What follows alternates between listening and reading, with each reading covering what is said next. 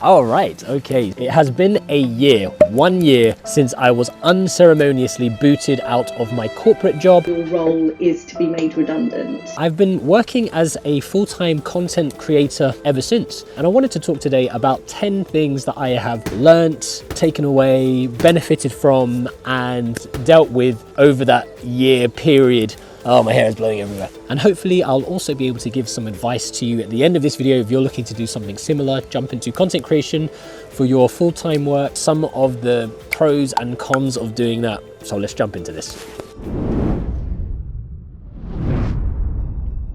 So one of the highlights for me is not having to do the daily commute. I don't know if you've seen any of my earlier videos, but I used to have to wake up at 5:30 in the morning to cycle to the station, to then get tube lines to North London, and then a 20-minute walk. It used to take me an hour and 45 minutes to get to where my office was. While working as a full-time content creator, I haven't had to do that. I haven't had that daily grind. Actually waking up now, I feel a lot more invigorated and motivated, and I'll talk a little bit about that in a second. The next point on my list is not having to work for a micromanaging boss. Just before I was booted out of my previous job, I was put under a micromanaging boss for about 6 months. Clearly they were new to the role, so it wasn't all their fault, but they didn't really know how to manage. They didn't really know what my job was. They didn't really know what their job was, even though it was on Zoom. Just having someone kind of telling you what to do every 15 minutes, oh, do it like this, try it like that, and not really listening to people who are the expert on the subject at hand. So windy. Now as a full-time content creator, this is something that I don't have to concern myself with or worry about. I am my own boss, and for me, that feeling is just incredible. So in line with being my own boss, I also have the option to work on what I want to work on creatively, so more freedom to do things that I want to do. So for example, if I want to spend a week working on a passion project, I can do that. I don't have to give my Monday to Friday 9 to 5 meat of my week to someone else to do what they want. I can actually set aside time to work on my passion projects and what I want to work on. And I think it's massive that you don't have someone dictating to you what your week looks like. You dictate it. I need to put a hat on. This is getting ridiculous. Now, God's sake. Now, obviously, we do have to pay the mortgage, the rent, the bills, and earn a living. And we have to balance it between what we want to do versus actually earning money, unless we can connect those two. And we'll talk a little bit more about that in just a second. So we've just spoken about the idea that you can do things creatively and work on your own passion projects. And just off of that point is our fourth point, and that is the freedom and flexibility to do what you want in the day. So not necessarily even work. Yeah. There's a football match going on at the moment.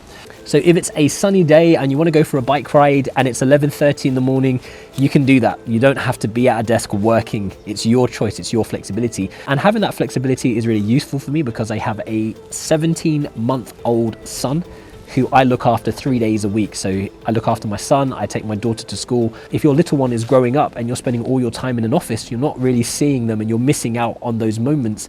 So I think having that flexibility in the day is just fantastic. I can work in the evenings and weekends, make up the time then, but being there during the day and spending that time with them is invaluable in my opinion. So that's definitely something I don't want to miss out on.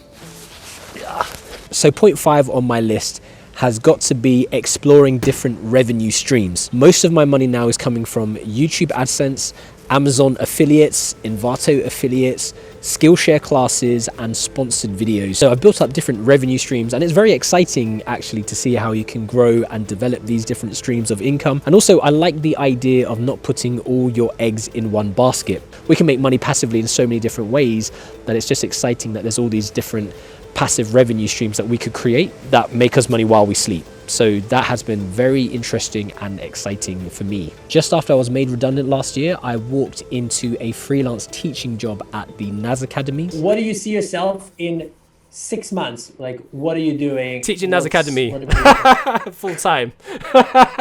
And again, it's really exciting and interesting to be able to explore something that you wouldn't have been able to do unless you were a full-time content creator. I wonder how many times I can say exciting in this one take.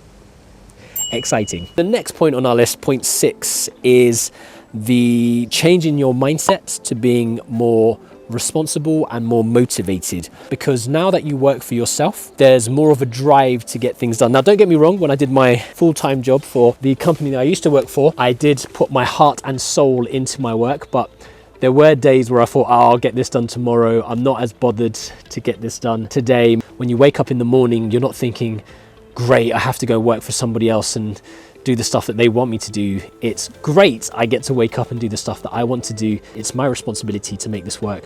I can't blame anybody else, can't blame those micromanagers now. It's one of those coming of age, growing up stories. That's point number 6, being more responsible. Point number 7 on my list is actually reading more. I didn't read as much as I read now, and I think that part of that being more responsible and wanting to develop my business, my freelance career more, has led me to reading more and developing more ideas.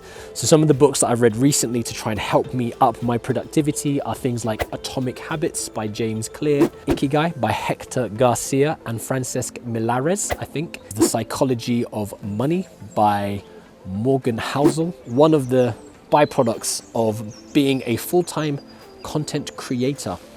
Just walking through the grounds now. Point number 8 has to be meeting new people. When you work in an office job, you've got the same colleagues every day, and you might enjoy that, that might be good for you. But one of the things that I've recently discovered by being a full-time content creator is that I'm meeting new people all the time. So first of all, working for the NAS Academy, that's a big one because I'm meeting content creators all over the world. So content creators that are just passionate, motivated, inspiring people, but also locally in my local area where I've been living the last 4 years. I've met up with creatives and we've collaborated on different projects for things like YouTube and things like photography shoots and small mini short films, all of that good stuff. That's something that I've been able to do. So that's the next point on my list, just meeting new people, meeting more creative people, and let's just get this right, and just being inspired by these creative individuals is incredible. So it's not all sunshine and rainbows. I don't want to give you the impression that being a full-time content creator is going to be so easy and all of these things are just going to be amazing and they're going to align and you're not going to have any stress or worry. No, that is simply not true. What I think as a content creator you do is that you replace a lot of the stress and worry you had working in a full-time job with now other stresses and other worries, and a lot of them are around money. Now, one of the biggest issues that I have as a full-time content creator is that I don't have any stability in how much money I earn. So one month could be really good, the next month could be terrible. There is no predictability about how much money you're going to earn. And if you have a set amount of money going out each month, if you have bills to pay, if you have a mortgage, if you have rent, if you have tax, all of these things can be magnified by the fact that you don't have a predictable income. So that is something to think about. Now, what I would suggest in that area is to have a plan, have a strategy, have a budget. And it really does help to alleviate a lot of the stress if you do have a game plan and if you do have some resources to play with. You don't get holiday pay, you don't get paid for your sick leave. You have to plan these things in. And that can be a little bit more stressful than if you've got a full-time job. And this is a great place to mention that if you haven't done so already, go and add yourself to the Kai Creative Facebook and Instagram accounts to stay up to date with all of our creative happenings. So the 10th point, the final point that I've learned is that I should have wore a hat for this video. No, the 10th point, goodness me.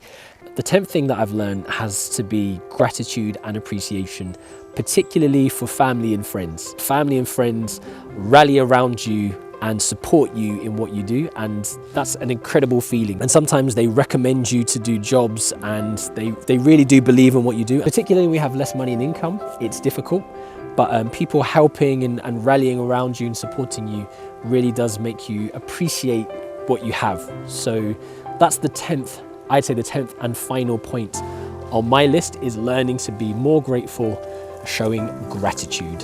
Okay, so what advice would I give you if you're looking to get into content creation? You want to go full-time, you want to get into doing what your passion is as your job full-time.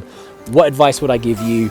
Well, definitely have about 6 months of savings, I'd say. Building multiple income streams is also a good idea. If you can do something like that, it helps to alleviate a lot of the stress of the unpredictability or the unstable nature of not having a regular income. The feeling of doing what you want to do to help create an income for you and your family is just a great feeling that I think is priceless. So it's definitely worth it in the long run. There will be stress and worry along the way, don't get me wrong, but I think in the end it is all worth it and it all works out. So if you have any comments or questions about any of the stuff that I've spoken about today, leave me a little comment or question down in the comment section below and I'll be sure to get back to you. So that's it from me today, guys. Thank you so much for watching. If you found today's video useful, don't forget to give us a thumbs up. And if you haven't done so already, don't forget to subscribe to the YouTube channel and hit that little bell for notifications as well. So all I've got left to say is stay creative, stay safe, imagine, implement, and inspire. And I will catch you next time on Kai Creative.